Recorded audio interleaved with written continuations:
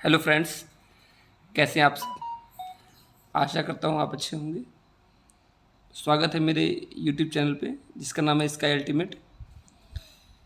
इसको सब्सक्राइब करिए, शेयर करिए और कमेंट करिए। आज एक इन्फॉर्मेशन मैं लेकर आपके लिए आया हूँ। जैसा कि आपको जानकारी है कि यूनियन पब्लिक सर्विस कमीशन ने 1 जुलाई को सिविल सर्विसेज प्रिलिमिनरी का रिजल्ट निकाला था।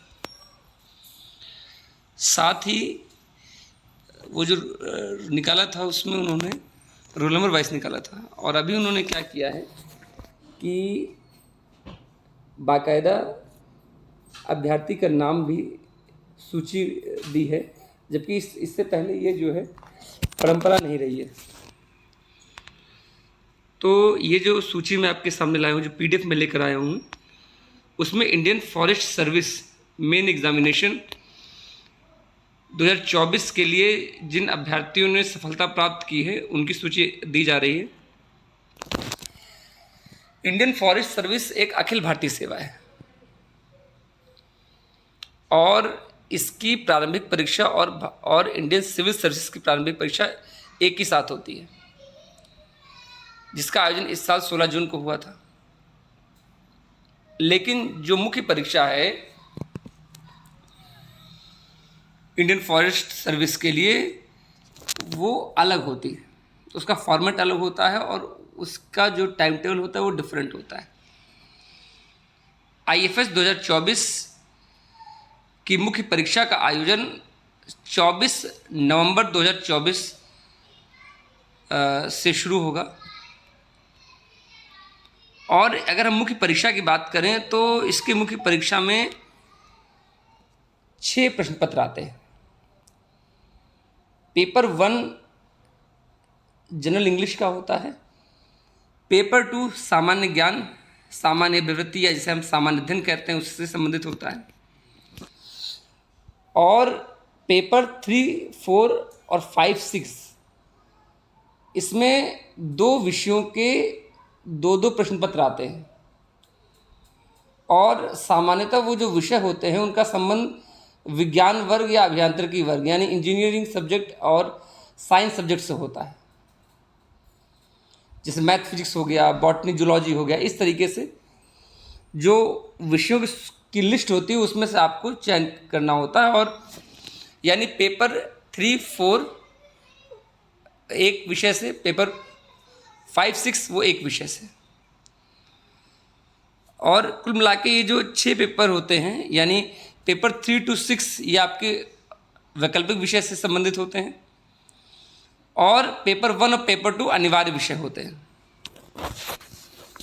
सभी जो प्रश्न पत्र हैं उनका पूर्णांक 200 होता है। यानी किस प्रकार हम ये देख सकते हैं कि जो मुख्य परीक्षा है भारतीय वन सेवा की वो 1200 अंकों की होगी, 6 पेपर हुए, यानी 1200 अंकों का जो है मुख्य परीक्षा होता है। अगर हम बात करें इस वर्ष के इंडियन फॉरेस्ट सर्विस एग्जामिनेशन की तो कुल मिलाकर 150 पद है, 150 या 151 है, मैं जहाँ तक मैं रिकॉल कर पा रहा हूँ। I think it is 150 total. Indian forest service से जो अभ्यर्थी फाइनली सेलेक्टेड होंगे after qualifying mains and then followed by interview, the number will be 150 approximate. और 150 पदों के सापेक्ष 2158 अभ्यर्थियों की पीडीएफ नीचे दी गई है। तो इसमें इस बार देखिए सीएल नंबर है और यहाँ पर रोल नंबर दिया गया है। अगर हम ध्यान से देखें, जैसे ये देखिए, आप देख पा रहे होंगे कि नंबर एक पे आपका सीरियल नंबर 1 पे रोल नंबर दिया है, बगल में नाम दिया हुआ है। और आगे देखते हैं कि इसको बढ़ा देते हैं तो आप देखिए इसमें अगर आप नीचे स्क्रॉल करेंगे 24 नंबर पे अंशुल, 25 नंबर पे मेवड़ा, इस टाइप की सूची आपको दिखाई दे रही होगी। पहले पन्ने पे लगभग 28 अभ्यर्थी हैं, 28 अभ्यर्थी हैं, और सेकंड पेज पे 29 से स्टार्ट हुआ है, और इसमें आप देख पा रहे होंगे कि 56 है। आप स्क्रॉल करते जाइए, आपको पूरी जो लिस्ट है 2158 अभ्यर्थियों की, वो पूरी सूची दी गई। अब ऐसे स्क्रॉल करते जाइए, 140, फिर आगे 141 से 156, 163, देखिए सूची अब बढ़ रही है, अभी देख पा रहे होंगे इसमें।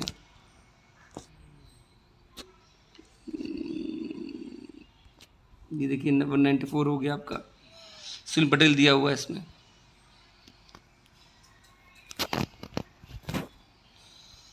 ऐसे ही 196, फिर 197, ऐसे आपका अगर स्क्रॉल करते जाइए आप इस पूरी पीडीएफ देख सकते हैं। अगर आपको ये पीडीएफ चाहिए तो मुझे कमेंट कर दीजिएगा, तो मैं इसे कमेंट बॉक्स में टैग कर दूंगा। If you are willing to download this PDF then do comment in the comment box and I will attach it. और आप देखते जाइए, नीचे सूची का अवलोकन आप कर सकते हैं। ये देखिए लगातार मैं धीमे धीमे स्क्रॉल करता हूँ आपके लिए, 477 से फिर आगे देखिए धीमे धीमे स्क्रॉल कर रहा हूँ, 504 पेज नंबर 19 पर। आगे यहाँ से देखिए ये शुरू होता है आपका 505 से स्टार्ट होता है और 532 तक है, फिर 533 से लेकर आगे देखिए अब सूची चल रही है। तो ये निश्चित रूप से ये एक बहुत अच्छा कदम है कि इसको एक पब्लिक डोमेन में डाल देना, क्योंकि अभी विगत आप देख रहे होंगे, न्यूज़ में पढ़ रहे होंगे कि कुछ अभ्यर्थियों के चयन को लेकर विवाद जारी हैं। तो परीक्षा के प्रत्येक चरण में एग्ज़ाम की शुचिता और पारदर्शिता को मेंटेन करना आयोग की जिम्मेदारी है, और उसी जिम्मेदारी के निर्वहन को करते हुए आयोग ने इस तरह की जो परंपरा अभी शुरू की हाल ही में, वो नई है। इससे पहले कभी भी प्रारंभिक परीक्षा की सूची नाम वाइज जारी नहीं होती थी, रोल नंबर दिए जाते थे। जैसे इस बार भी 1 जुलाई को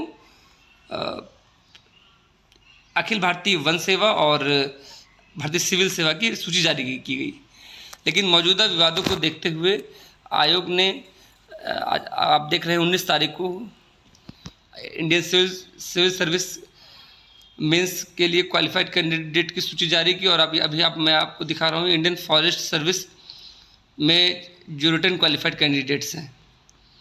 और अगर आप सिविल सर्विसेज के लिए किन अभ्यर्थियों ने क्वालिफाई किया है मेंस के लिए, उसकी भी सूची मेरे वीडियो में, एक पिछले जो मैंने वीडियो डाला है, आप वहाँ जाके उसका अवलोकन कर सकते हैं, उस सूची को देख सकते हैं। तो आप ये देखिए पेज नंबर इस क्रमांक 800 पे गजन सिंह चौहान हैं, आगे 809 पे सुमित दयाल हैं, 811 पे जिज्ञा जैन है, 812 राहुल कुमार यादव है। अब इस सूची को आप देख रहे हैं, धीमे धीमे मैं स्क्रॉल कर रहा हूँ नीचे की तरफ। 879 क्रमांक पर सूरज जी हैं, ये देखिए सूची है। धीमे धीमे मैं बढ़ रहा हूँ अपने लक्ष्य की ओर।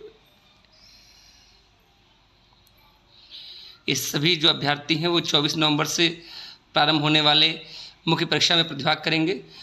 मैं इनको इस परीक्षा के लिए जो आगामी 24 नवंबर से प्रारंभ हो रही है उसके लिए शुभकामनाएं प्रेषित करना चाहूँगा, और मैं चाहूँगा कि ये लोग क्वालिफाई करें, मेहनत करें, परिश्रम करें और अंतिम सूची में अपना स्थान सुनिश्चित करें।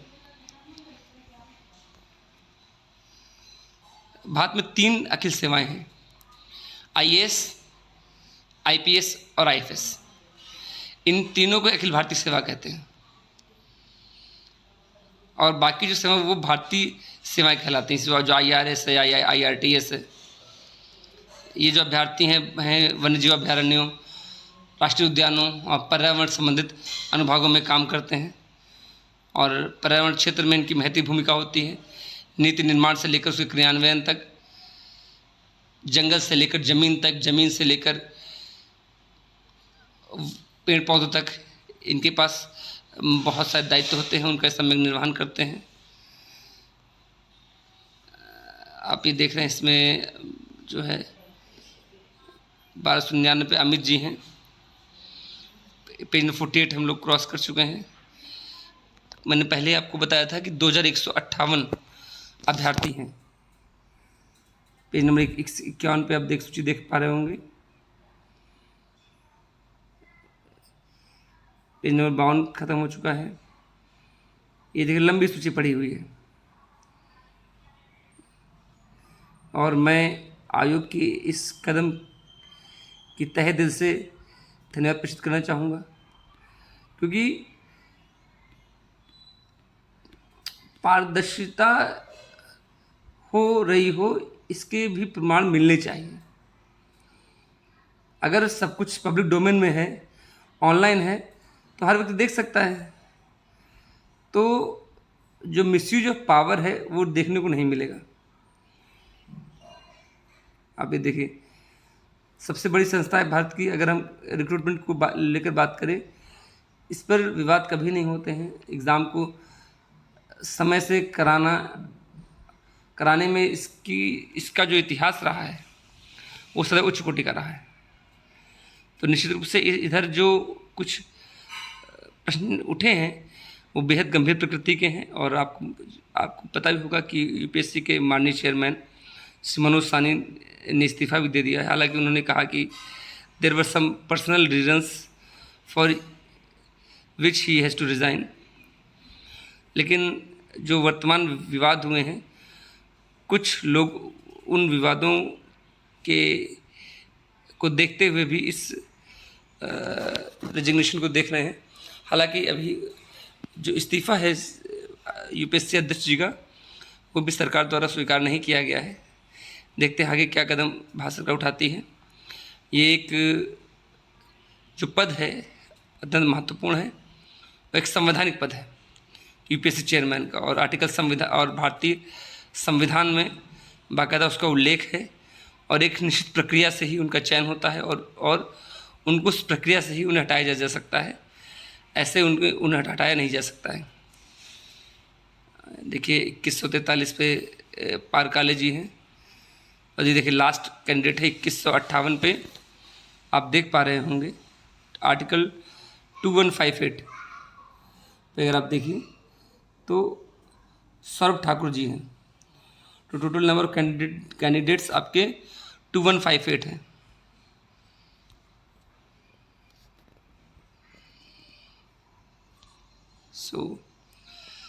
इस तरह की वीडियोस देखने के लिए आप लगातार जुड़े रहें।